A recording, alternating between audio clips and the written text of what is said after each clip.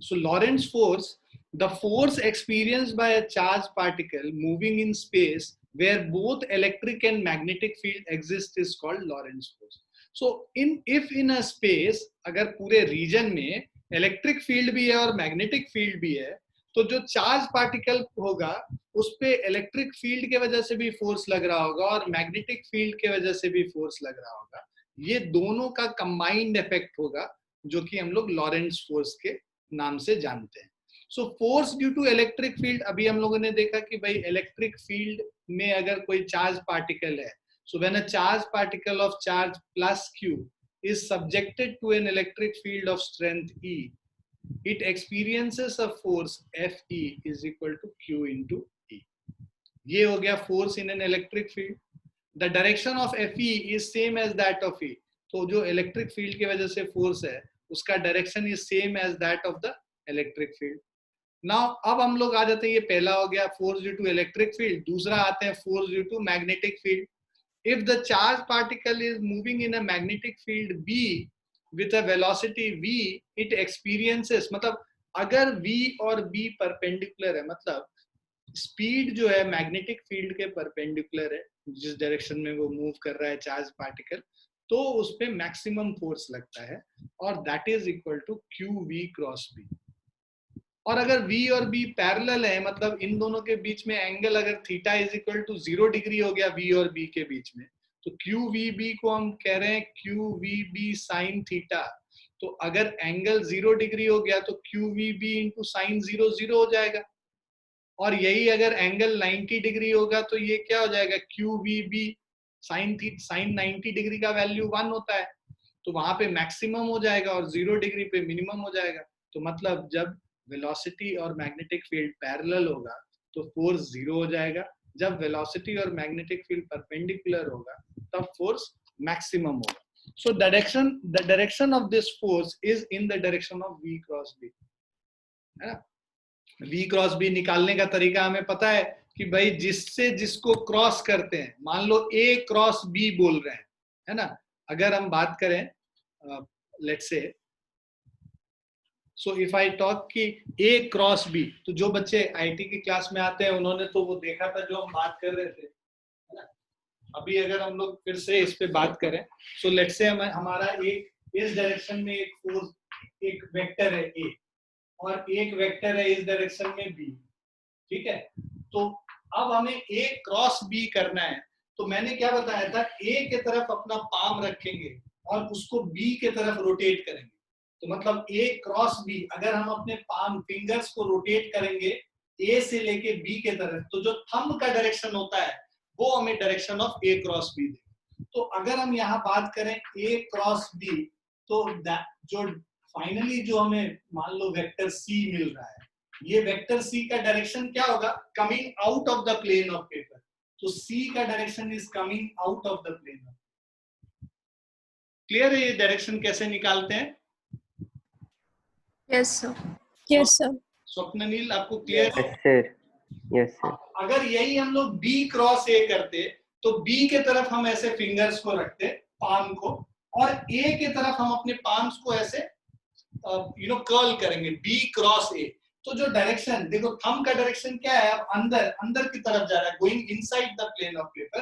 तो यही अगर हम लोग B क्रॉस A करेंगे, let's say this is equal to vector D. तो ये जो वेक्टर D होगा इसका डायरेक्शन क्या हो जाएगा, going inside the plane of paper. तो C was coming outside the plane of paper and D is going inside the plane of paper. Is this clear to everyone?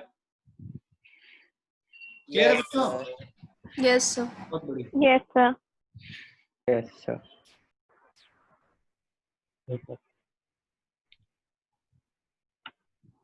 सो यही चीज हम लोग बात कर रहे थे, जब V क्रॉस B होगा तो V क्रॉस B में perpendicular to both V and B, है ना. V से B के तरफ हम लोग अपने फिंगर्स को कर्ल करेंगे तो उससे हमें डायरेक्शन फोर्स का निकल जाएगा. तो जैसे अभी हम लोग बात कर भी रहे थे, राइट. सो हम लोग बात कर भी रहे थे कि V का डायरेक्शन इस डायरेक्शन में था, राइट, और B जो था, B was going inside the plane of paper, right. तो मान लो कुछ इस तरीके से going inside the plane of paper, ये 90 डिग्री है, 3 डायमेंशनल हम कर रहे हैं, v क्रॉस b करोगे तो जो फोर्स लगेगा वो ऊपर के तरफ हो जाएगा, तो ये b का डायरेक्शन है, ये v का डायरेक्शन है, ये फोर्स का डायरेक्शन हो जाएगा. So v cross b is perpendicular to both v and b, right. अगर आप 3 डायमेंशन इस तरीके से समझें कि ये हमारा v है और ये b है और ये हमारा फोर्स का डायरेक्शन हो जाएगा f का, तो v क्रॉस b ये परपेंडिकुलर ये डायरेक्शन हो जाएगा फोर्स. ठीक है. So the direction of this force is in the direction of v cross b, that is perpendicular to the plane containing v and b as per right hand screw rule. Now due to both electric and magnetic field, the total force experienced by the charged particle, तो हम लोग अभी तक तो अभी हम लोग single electric field के वजह से फोर्स देके, मैग्नेटिक फील्ड के तरफ से फोर्स देके, तो नेट फोर्स क्या हो जाएगा, combination of both of this means adding electric force and magnetic force together we get the value of net force. So net force is q into e plus qv cross b, so you have to add both of this. So this becomes q को जो charge है उसको common ले लेंगे बाहर, अंदर क्या बच जाएगा, e electric field plus v cross b हो गया. so अगर f फोर्स लिखना है, force f is equal to charge q into e plus v cross b. So this is called Lorentz force. ये जो force है, combination of both electric force and magnetic force together is called Lorentz force. Is it clear to everyone? Yes, sir. अब हम लोग आ जाते हैं special cases पे. So case 1 क्या कह रहा है, when v, e and b all three are collinear. collinear का मतलब एक ही लाइन में लाई करना, मतलब b भी इधर ही लाई करेगा, e भी इधर ही लाई करेगा और हमारा b भी इधर ही लाई करेगा. तो मैंने ये बोला था अगर b और b के बीच में एंगल 0 डिग्री है तो ये वाला जो टर्म होगा मैग्नेटिक फील्ड की वजह से जो फोर्स है वो तो 0 हो जाएगा. b और b अगर पैरेलल है, कोलिनियर है, तो there will be the angle between v and b will be equal to 0 because v and b are parallel. तो अगर ये एंगल इनके बीच में 0 है तो force due to magnetic field ये क्या हो जाएगा, F due to magnetic field is equal to 0, right. और जो चार्ज जो इलेक्ट्रिक फील्ड की वजह से होगा वो QE होगा. तो एक्सेलरेशन निकालना होगा, ये फोर्स हो गया इलेक्ट्रिक फील्ड की वजह से और मैग्नेटिक फील्ड की वजह से 0 हो गया. अब हमें फोर्स क्या होता है, mass into acceleration Q into E हो गया. तो एक्सेलरेशन निकालना है तो Q into E divided by m.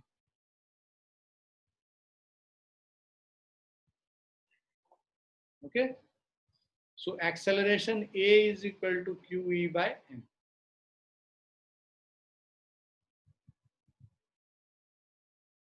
So when V, E and B, all the three are collinear, in this situation, the charged particle is moving parallel or anti-parallel to field. The magnetic force on the charged particle is 0 because V and B are parallel or anti-parallel. There is no, the angle between them is 0 degree or 180 degree. The electric force on the charged particle will produce acceleration along the direction of electric field. Now second case, when E, V and B are mutually perpendicular to each other, तीनों आपस में perpendicular है. In this situation, if E and B are such that F is equal to Fe plus Fm, then acceleration of the particle A is F by m, which is equal to 0. It means the particle will pass through the field without any change in its velocity. तो अब कह रहा है कि if E and B are such that इनका जो sum है that is equal to F, the acceleration of the particle. So here यहाँ पे अगर ये दोनों का जो net force 0 हो गया तो Fe is equal to minus of Fm. अगर डायरेक्शन में देखें तो Fe और Fm इक्वल हो गया, QE is equal to QVB और V is equal to E by B. अगर इस स्पीड से ही मूव करता रह जाए, ठीक है.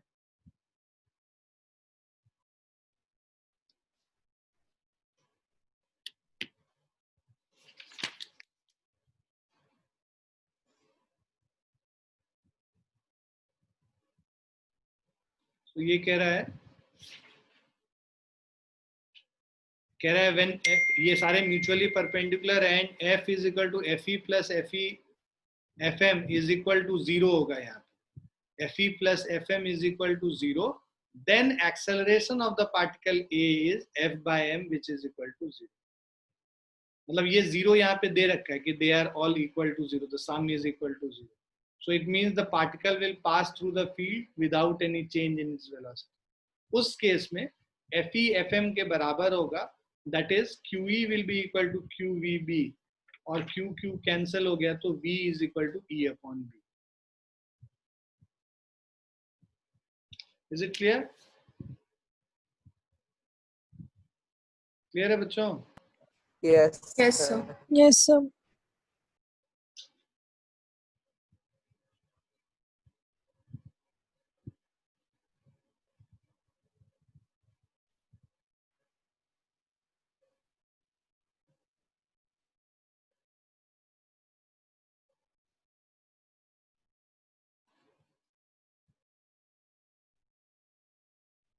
So this concept has been used in velocity selector to get a charge beam having a definite velocity. तो एक इंस्ट्रूमेंट होता है वेलोसिटी सेलेक्टर, वहां पे एक डेफिनेट वेलोसिटी के लिए हम लोग v is equal to E by B करके कैलकुलेट करते हैं। नाउ प्रॉब्लम फॉर प्रैक्टिस, अगर देखो ये फर्स्ट वाला क्वेश्चन जो है, an alpha particle is moving in a magnetic field 2i plus 3i plus 2j tesla. तो हमें मैग्नेटिक फील्ड दे रखा है b का value, so b is equal to 3i plus 2j हो गया, with a velocity of 5 into 10 to the power 5 I meter per second. So velocity v is equal to 5 into 10 to the power 5 I meter per second. What will be the magnetic force acting on the particle? तो हम लोग को force निकालना है, force is equal to क्या हो जाएगा, Q we cross B. ठीक है, सो अब अगर आप देखोगे तो बेसिकली अल्फा पार्टिकल में क्या है, दो चार्ज होता है, पॉजिटिव 2e के बराबर चार्ज होगा, राइट। सो अगर आप देखोगे तो अल्फा पार्टिकल में, for alpha particle q is equal to 2 into 1.6 into 10 to the power minus 19 coulomb. आ रहा समझ में?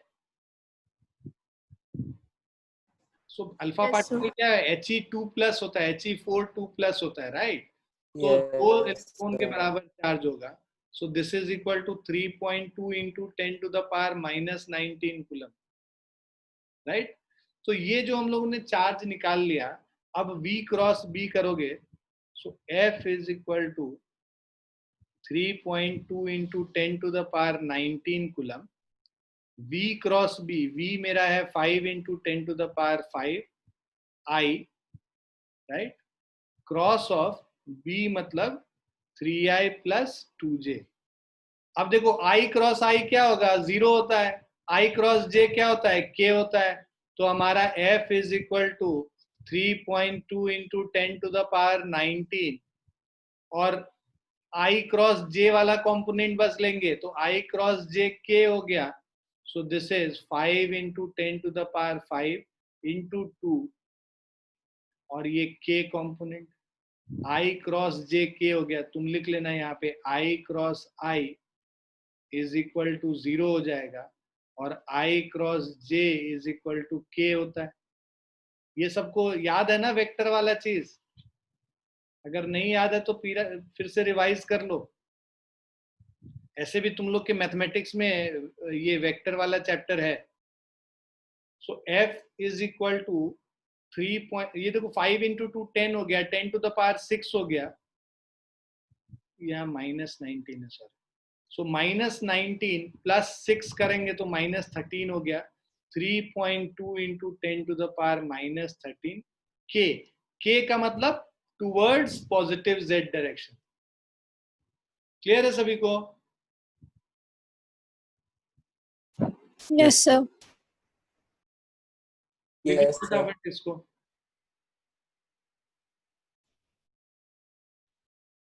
लिख लिया सभी ने?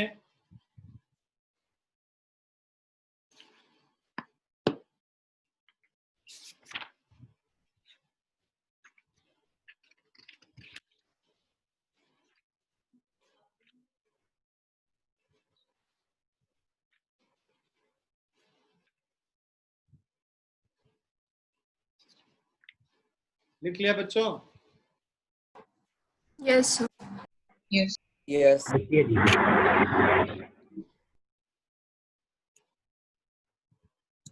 अब नेक्स्ट पे चलते हैं, ये क्वेश्चन पे। अब proton enters a magnetic field, ये कुछ अब एग्जांपल्स हम लोग करेंगे based on whatever theory we have studied, है ना। लॉरेंस फोर्स का पढ़ा हमने, और ये पढ़ा कि magnetic force q we cross B है, इन सबको यूज करेंगे अब इन न्यूमेरिकल्स में। So a proton enters a magnetic field of flux density 2.5 tesla, मतलब बी का वैल्यू दे रखा है 2.5 टेस्ला, विथ अ स्पीड v का वैल्यू क्या हो गया 1.5 इंटू 10⁻7 मीटर पर सेकेंड। तो जो गिवन रहता है सबसे पहले वो सब चीज देखो, ये b दे रखा है, यहाँ पे ये स्पीड दे रखा है, v का वैल्यू यहाँ पे दे रखा है, right, at an angle of 30 degree with the field. तो थीटा कितना दे रखा है 30 degree. Find the force on proton, force F is equal to QVB sine 30 theta. तो QVB साइन थीटा, चार्ज हमारा यहाँ पे प्रोटोन मतलब प्रोटोन पे चार्ज क्या हो जाएगा plus of 1.6 into 10⁻⁻19 coulomb. So that means 1.6 into 10⁻⁻19, speed हो गया 1.5 इंटू 10⁻7, ठीक है। b हमारा यहाँ पे 2.5 टेस्ला है, और साइन थीटा मतलब साइन 30 डिग्री लगा लेंगे। साइन 30 डिग्री क्या होता है 1/2 होता है। तो अब इन सबको मल्टीप्लाई कर लेते हैं भाई, 1.6 into 1.5 into 2.5 sine 30 degree 1/2, 10⁻⁻19 plus 7 10⁻⁻12 हो जाएगा। अब इनको कैलकुलेट करोगे 2 और ये कट जाएगा 0.8, ठीक है। सो 0.8 इंटू 1.5 इंटू 2.5 है, so this is equal to 3। So this is equal to 3 into 10⁻⁻12 Newton. So this is the force.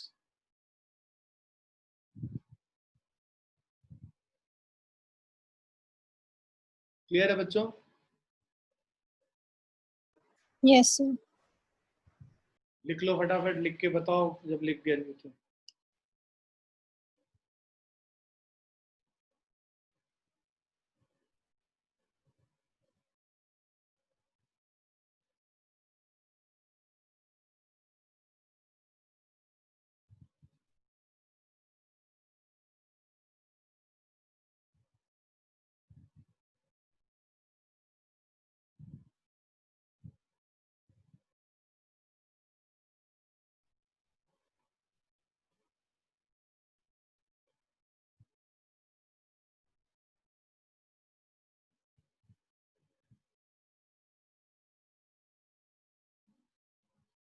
लिख लिया बच्चों?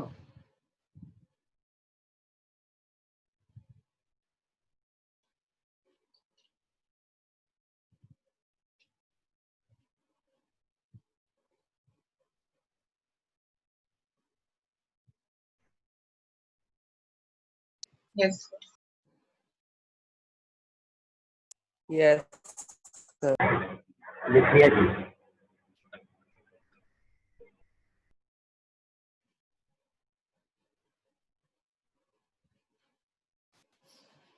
सेकेंड वाला करते हैं।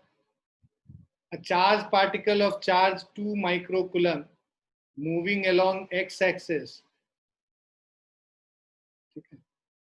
तो Q is equal to 2 into 10⁻⁻6 coulombs हो गया।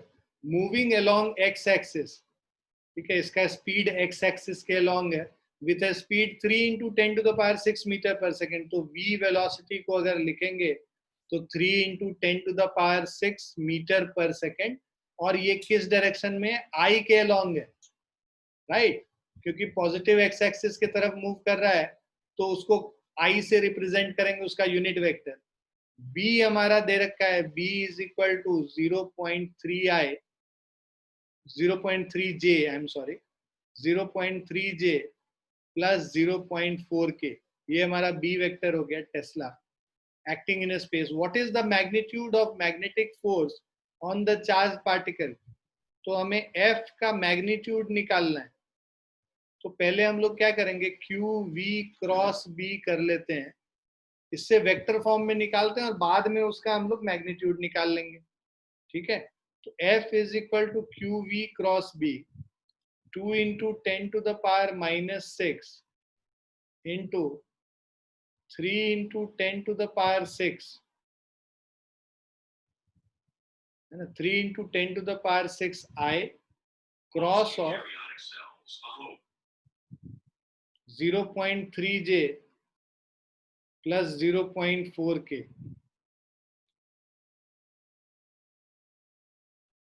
So this is equal to 2 into 10⁻⁻6 I cross J K होता है और I cross K minus J होता है। तो ये क्या हो जाएगा, 3 इंटू 0.3 मतलब 0.9 into 10⁻6 I cross J K हो गया, और plus of I cross K minus J होता है, तो माइनस ऑफ 3 इंटू 0.4 1.2 J हो गया, राइट, इंटू 10⁻6। 10⁻6 को कॉमन ले लो बाहर, तो 10⁻⁻6 से कट जाएगा 2 टाइम्स 0.9 K माइनस 1.2 J। 2 को अंदर लेके आ जाओगे 1.8 K minus 2.4 J। So this is force. अब फोर्स का अगर हम लोग को मैग्नीट्यूड निकालना है, so this will be root under 1.8 square plus of 2.4 का स्क्वायर, है ना। मैग्नीट्यूड क्या होता है, AI प्लस BJ। अगर हमारे पास एक वेक्टर है, this is equal to AI plus BJ, तो जो वेक्टर A का मैग्नीट्यूड होता था that was equal to root under A square plus B square. Same चीज कर रहे हैं, root under 1.8 square plus 2.4 square. तो 3.24 5.76 ये हमारा 9 का रूट अंडर which is equal to 3 Newton.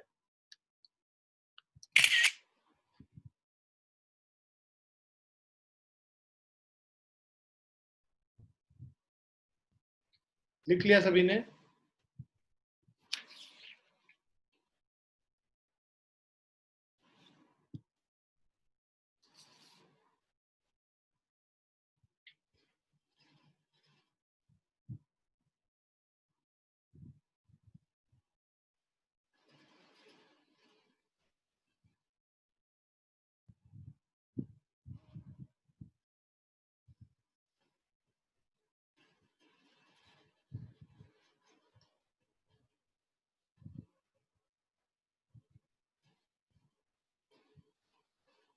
Yes, sir.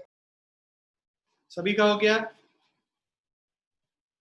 बोलो आगे। Yes, sir. Yes. Yes, sir.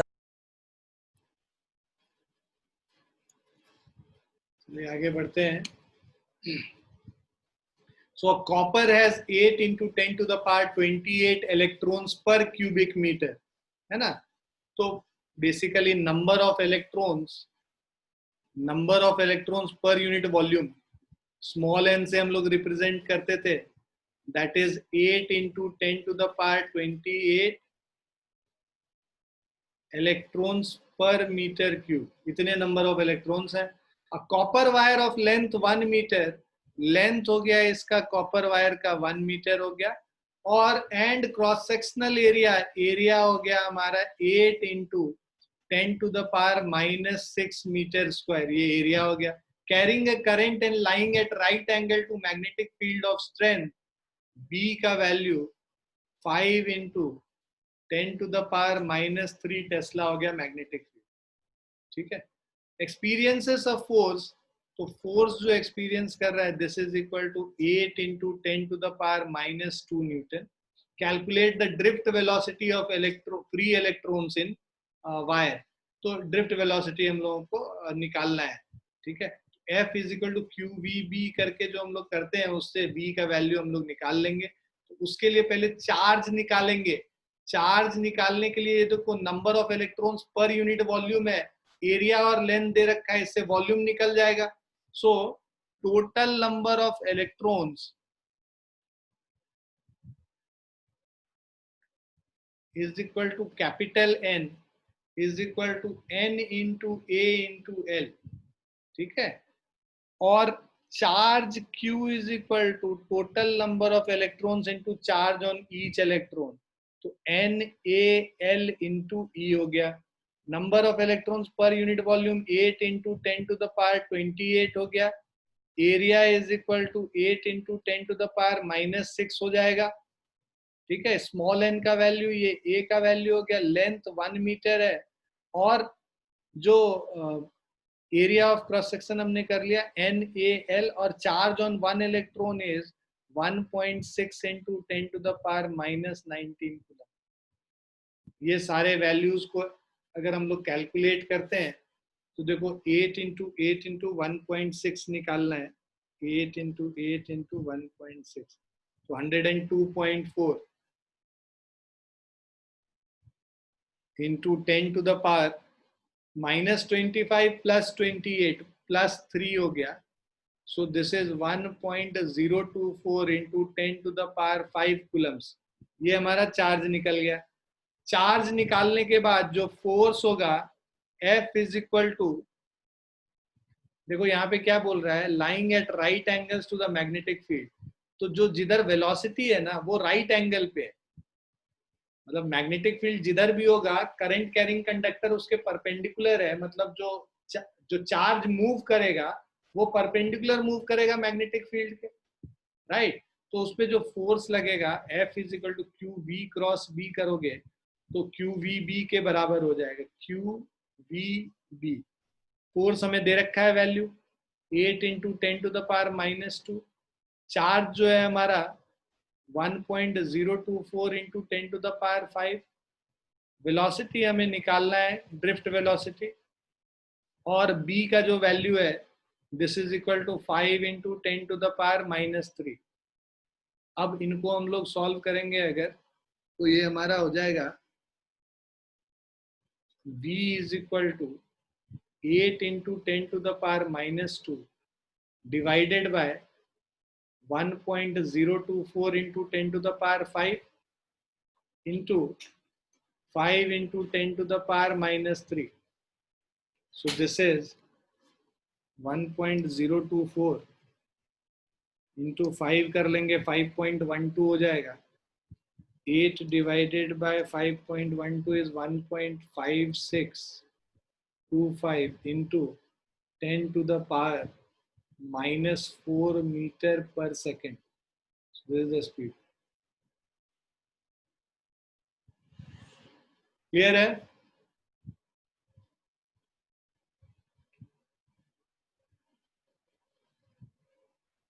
Clear है बच्चों? Yes, sir. ठीक है, तो फिर इसको लिखिए जल्दी से.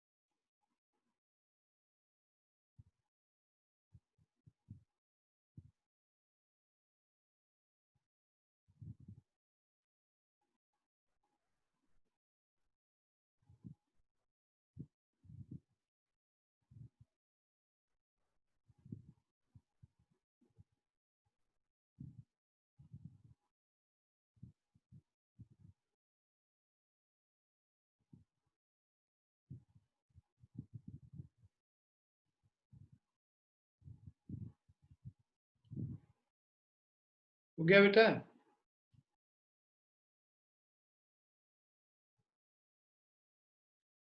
Yes, sir. Done. Yes, sir.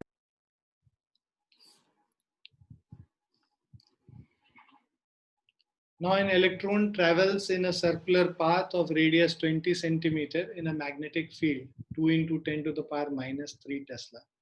तो एक इलेक्ट्रॉन है, ये सर्कुलर पाथ, इसका रेडियस जो है 20 सेंटीमीटर है, उसमें in a magnetic field 2 into 10 to the power minus 3 tesla. Calculate the speed of the electrons. So अब अगर हम लोग देखेंगे तो हमें पता है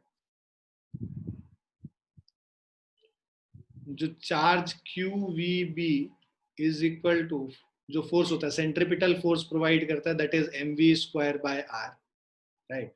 तो अब इसमें अगर आप v और v को कैंसिल कर देंगे, ठीक है, तो r is equal to mv/qb.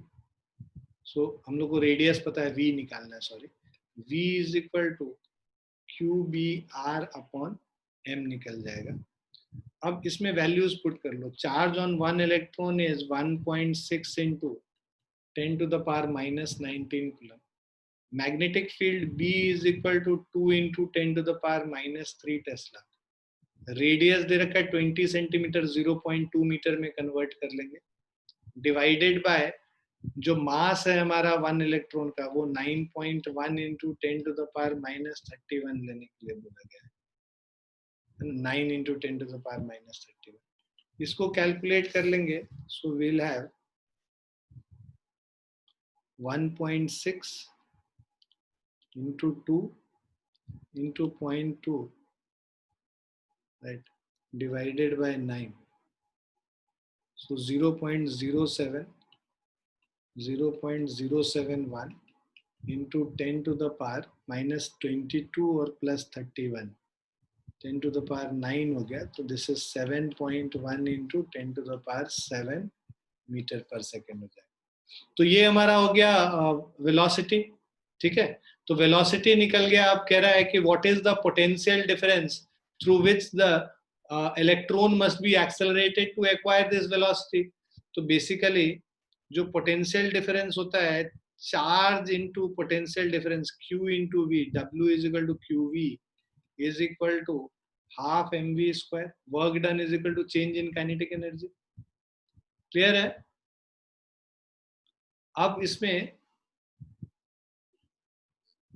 इसको अगर हम लोग सॉल्व करते हैं तो ये हमारा charge on one electron is 1.6 into 10 to the power minus 19 coulomb into हमें पोटेंशियल डिफरेंस निकालना है, is equal to half into mass 9.1 into 10 to the power minus 31 kg. V square हमारा स्पीड है, V is equal to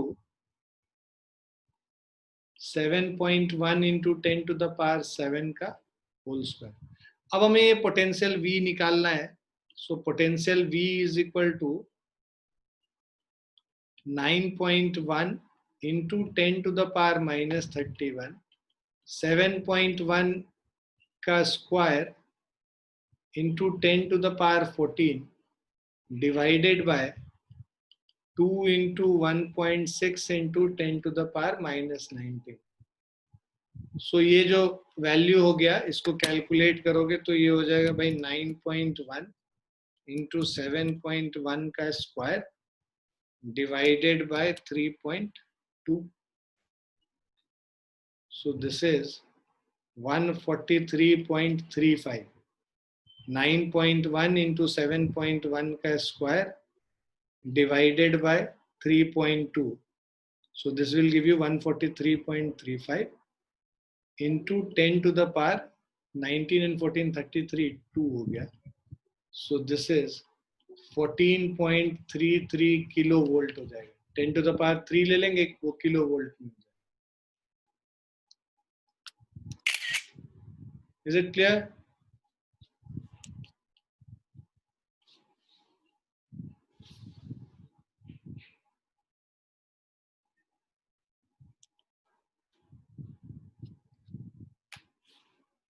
clear है बच्चों? Yes, sir. Yes, sir. लिख लो फटाफट।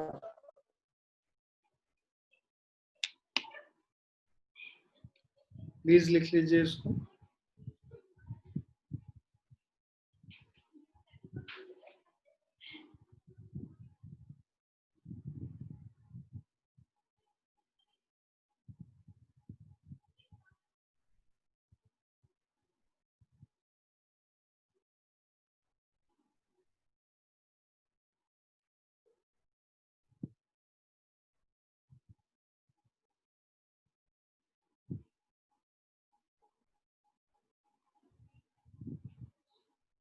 लिख लिया बच्चों?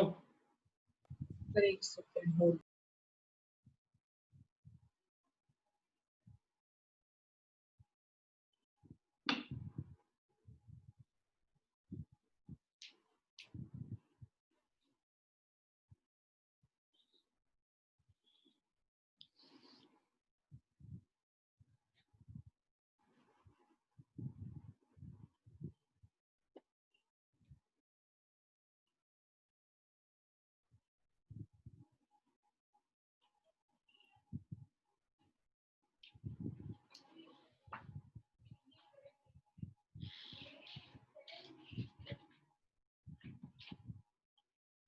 लिख लिया बेटा?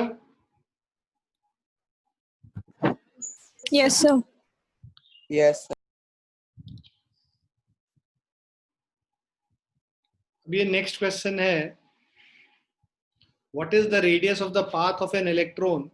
The charge is given as 1.6 into 10 to the power minus 19 coulomb and mass as 9 into 10 to the power minus 31 kg, moving at a speed of 3 into 10 to the power 7 meter per second. तो charge दे रखा है, मास दे रखा है ना? सो देखिए Q is equal to 1.6 into 10 to the power minus 19 coulomb. Mass M is equal to 9 into 10 to the power minus 31 kg. Right?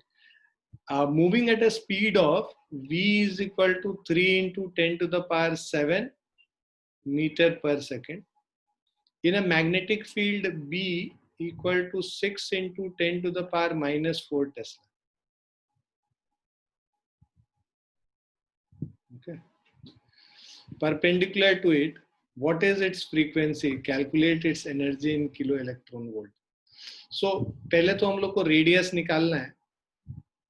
R is equal to mv upon qb होता है, ठीक है? आता कैसे है? वही सेम चीज, qvb is equal to mv square by r. तो इससे एक v कैंसिल हो गया, सो r is equal to mv upon qb हो गया. तो इससे ये बेसिकली डिराइव होता है. तो r is equal to mv upon qb है, तो अब वैल्यूज पुट कर लो. 9 into 10 to the power minus 31 into 3 into 10 to the power 7 divided by 1.6 into 10 to the power minus 19. B is 6 into 10 to the power minus 4. ये values निकालेंगे. So this is 9 into 3. So this is 27 divided by 9.6. So 2.8125 into 10 to the power 19, 4, 23, 23 ऊपर गया, minus 8 plus 7, 10 to the power minus 1, 0.28 metre हो गया radius. उसके बाद आपको कह रहा है what is its frequency, right? तो फ्रीक्वेंसी पहले तो omega is equal to angular frequency अगर हम निकालेंगे, so this is equal to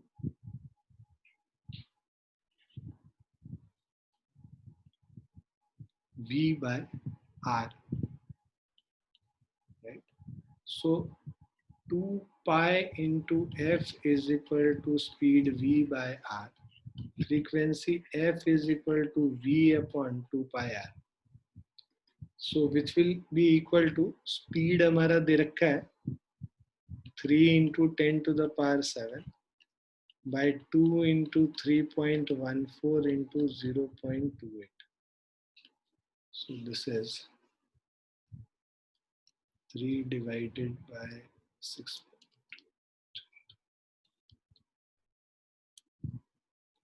1.706 10 to the power 7 hertz. ठीक है, ये फ्रीक्वेंसी निकल गया सेकंड पार्ट में। ये तुम्हारा फर्स्ट पार्ट का आंसर है। This is the answer for the second part. Calculates it's energy in kilo electron volt. Energy निकालना है इसका। सो काइनेटिक एनर्जी की वजह से बस एनर्जी होगा, यहाँ पे मूवमेंट हो रहा है, बस हाफ mv² कर लेंगे। Half into 9 into 10 to the power -31 v² मतलब 3 इंटू 10 टू द पावर 7 का होल स्क्वायर। सो 9 9 जा 81 बाय 2, तो ये हो गया 40.5 into 10 to the power -31 plus 14 -17। So this is 4.05 10 to the power -16 हो जाएगा।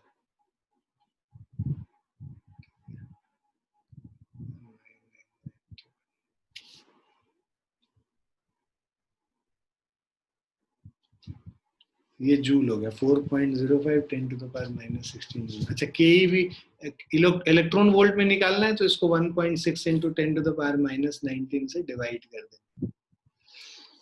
So this is equal to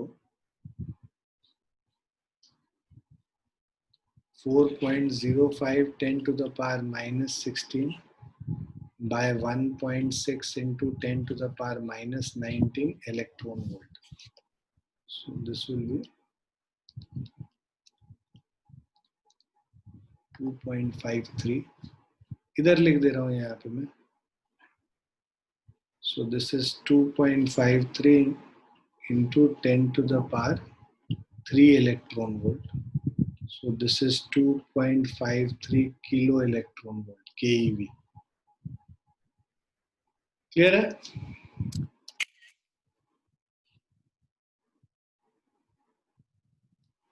clear है बच्चों?